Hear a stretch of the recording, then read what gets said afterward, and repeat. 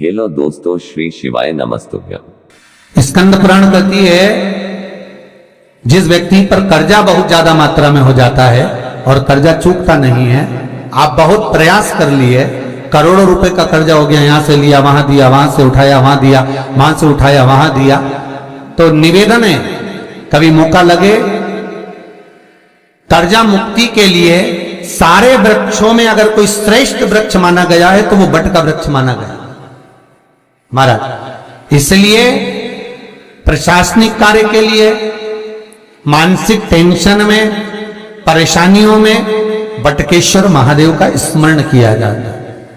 और यदि निवेदन करूंगा बहुत ज्यादा, यदि आपको कर्जा हो गया, बहुत ज्यादा कर्जा हो गया और वो कर्जा चूक ही नहीं रहा, तो थोड़े दिन बड़ के पेड़ के नीचे आप बटकेश्वर महादेव के लिए एक लोटा पानी, उसमें थोड़ा सा पिसा हुआ चावल पीस के गला लेना, चावल को और पीस लेना, पीस के उस पानी में मिला लेना और मिलाकर उसमें थोड़ी सी हल्दी पिसी हुई डालकर बटकेश्वर महादेव के नाम से बड़ के पेड़ के नीचे अपनी कामना कर कर जो कर्जा हुआ है उस कर्जे का भान देते हुए, स्मरण देते हुए छोड़ दीजिए महाराज। 2 या 3 सोमवार एक ही जगह पर करना, 3 सोमवार बाद वहीं से बड़ के पेड़ की थोड़ी सी जड़ उठा लाना और उस जड़ को एक कोई धागे में बांधकर या तो अपनी गले में डाल लो या अपनी जेब में पटक लो, उसको थोड़े दिन पटक कर रखना, लगभग 2 से 3 महीना पटक कर रखो। वो जड़ जैसे बड़ का पेड़ विस्तार होता है, पानी गिरे ना गिरे, जल वृष्टि हो ना हो, गर्मी पड़े ना पड़े, उसको कोई फर्क नहीं पड़ता, बड़ का वृक्ष आप रूप फैलता जाता, उसकी जड़ें अपने आप प्रबल होती है। उसी तरह ये बटकेश्वर महादेव कहीं से भी अगर जड़ आपके पास में रखी है 1 महीना, 2 महीना, 3 महीना तक, तो ये जड़ अपने आप लक्ष्मी को पकड़कर खींच कर लाती है और कर्जे से मुक्त कर दे। बटकेश्वर महादेव का स्मरण सुख का देना हो महाराज। ऐसा कोई कार्य नहीं जिसमें पशुपति व्रत लाख ना करे, बस दिल से अगर आपने पशुपति व्रत करा है, बाबा विश्वनाथ के 5 पशुपति व्रत होते हैं, किसी भी सोमवार से चालू कर सकते हैं। बस करना क्या है, सुबह पूजन की थाली लगाकर लेकर जाना है, शंकर भगवान के शिवलिंग की पूजन करना है, मंदिर में अभिषेक पूजन करो, वो थाली वापिस लेकर आ जाओ, घर में रख दो। उसी थाली में शाम के समय प्रदोष काल में सूर्य डूब रहा हो, उसके कुछ ही समय के बाद आप आनंद में 6 दिए घर से लेकर जाओ, थोड़ा सा मीठा बनाकर लेकर जाओ और 5 दिए शंकर जी के मंदिर में लगाओ। पूजन करने के बाद में मीठे के 3 हिस्से कर दो, 2 हिस्से बाबा के मंदिर में अलग अलग रखिए, एक ही प्लेट में 2 हिस्से नहीं रखना है, दोनों हिस्सों को अलग अलग कटोरी में, अलग अलग दोने में, अलग अलग प्लेट में बाबा को रख दो और एक हिस्सा, एक दिया लेकर आ जाइए। घर के दरवाजे में प्रवेश करते समय राइट भाग में एक दिया घी का लगा दीजिए जो लेकर आयो मंदिर से, उसको जला के नहीं लाना है, वहीं पर जलाना। दरवाजे के पास आराम से बैठो, दिया जलाओ और प्रसाद लेकर अपनी कामना कर कर घर के अंदर सीधा पांव रखकर अंदर चले जाओ। सवेरे फरियाल करो, शाम को भोजन करो। जब भोजन करो उस समय पर जो मीठे का आपने भोग लगाया था भोलेनाथ जी को, जिसका एक हिस्सा लेकर आए हो, सबसे पहले भोजन में वो हिस्सा खाओ। प्रसाद का जो हिस्सा लेकर आए हो उसमें से किसी को वो हिस्से में से प्रसाद नहीं देना, चाहे घर में बच्चे हो चाहे बड़े हो। आपको ज्यादा प्रसाद ले जाना तो अलग से ले जाओ, पर उस हिस्से में से किसी को प्रसाद ना दे।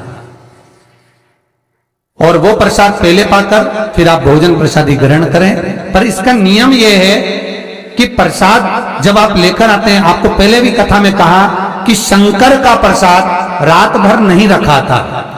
जितनी जल्दी आप प्रसाद का हिस्सा लेकर आए हैं, आधे घंटे के अंदर, पौन घंटे के अंदर आपको वो प्रसाद पाना है और भोजन करना ही है।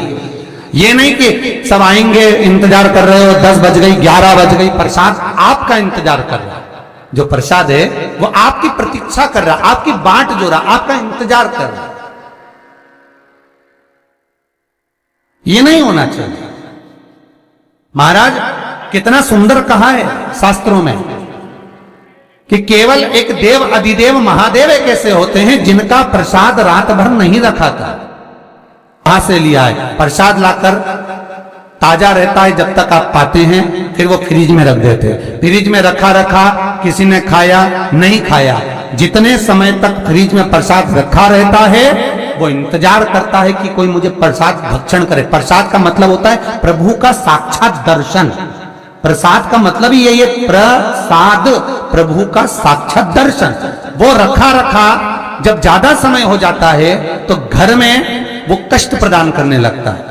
हमेशा याद रखो, प्रसाद जैसे ही आए उसका सही समय पर उसको पाओ। रखे हुए प्रसाद पड़ा हुआ है, फ्रिज में रखा हुआ है, बेटा खाएगा, बहू खाएगा, ये खाएगा, वो खाएगा, फिर धीरे धीरे वो बद्दुआ देना प्रारंभ कर देता है, जिससे घर में बड़ी बीमारी फैलने लगती है, बड़ा रोग आने लगता है। तो लोग सोचते हैं हमारे घर में ना तो हम कोई नशा करते हैं, ना हम कोई चीज खाते हैं, ना हम बाजार का खाते हैं, फिर रोग कहां से आता, फिर बीमारी कहां से आती? अर्थात वो बद्दुआ देता है। उसका प्रयोग करो, समय पर करो, समय पर पाओ। कई लोग कहते हैं महाराज जी हमारे ये बीमारी कहां से आ गई? जरा पत्रिका में तो कोई बीमारी ही नहीं दिख रही। हमने तो सबसे पूछा ये बीमारी का योग ही नहीं है, फिर बीमारी कहां से आई? ना तो हम कोई व्यसन करते हैं, ना कोई मद्रापान करते हैं, ना कोई मांसाहार, फिर ये बीमारी कहां? उसका कारण है कि तुम उस प्रसाद का लाकर महीनों तक पड़ा हुआ इंतजार कर रहे हो, खाएंगे खाएंगे, आखिरी में फिर वो काम वाली को दे दिया। काम वाली इतनी चतुर आज के जमाने की, बासी माल खाएंगे, पटक देंगे। कौन का पड़ा? वो बद्दुआ।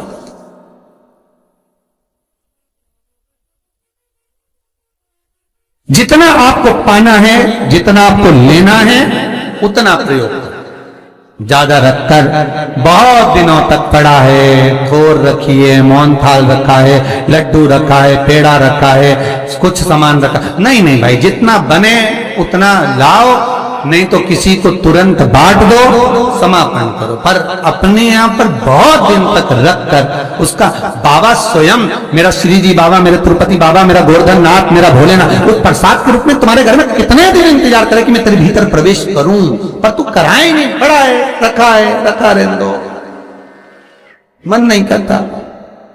शक्तियों जैसा कर्म मत करो जिससे हमें कष्ट मिले।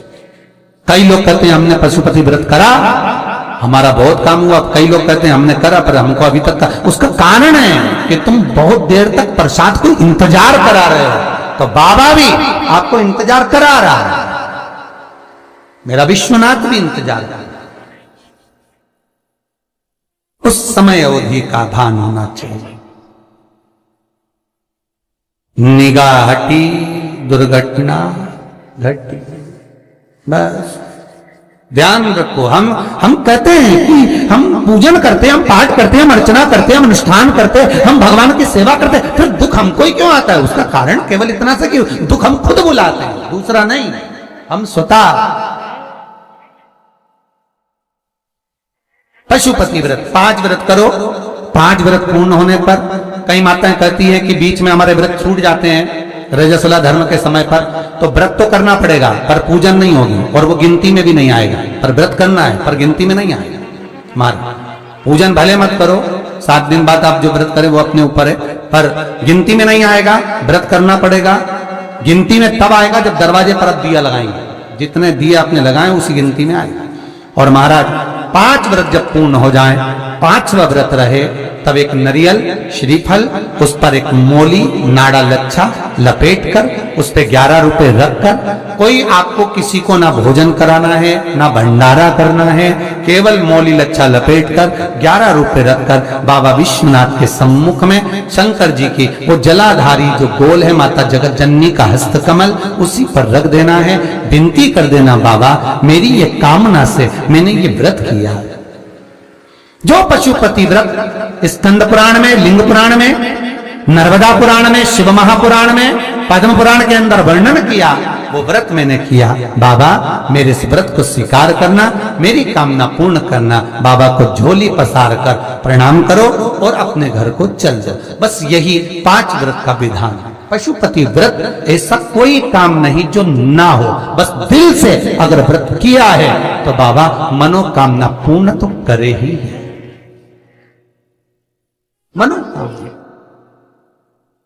आप हमारे घर के चाहे घर की धर्म पत्नी हो, चाहे भांजे हो, कोई प्रॉब्लम होती है, मुझसे कह रहे थे पशुपति व्रत कर लो, हो जाए। बस पशुपति व्रत में आपका भाव शुद्ध होना चाहिए। निर्मल चित्त निर्मल मन सो मोहि पावा, मोहि छल छिद्र कपट ना भावा। निर्मलता के भाव में भगवान मिल सकता है। और फिर निवेदन करूंगा, एक लोटा पानी चढ़ाओ ना चढ़ाओ, पर बाबा से दिल से आप मिलो तो एक बार, दिल से उससे कहो तो। शिव शंकर का पशुपति व्रत केवल संसारिक मनुष्य ही नहीं करता, ये पशुपति व्रत देवता भी करते, देवता। श्री शिवाय नमस्तुभ्यम। गुरु जी के उपाय और जानने के लिए हमारे चैनल को सब्सक्राइब जरूर करें। धन्यवाद।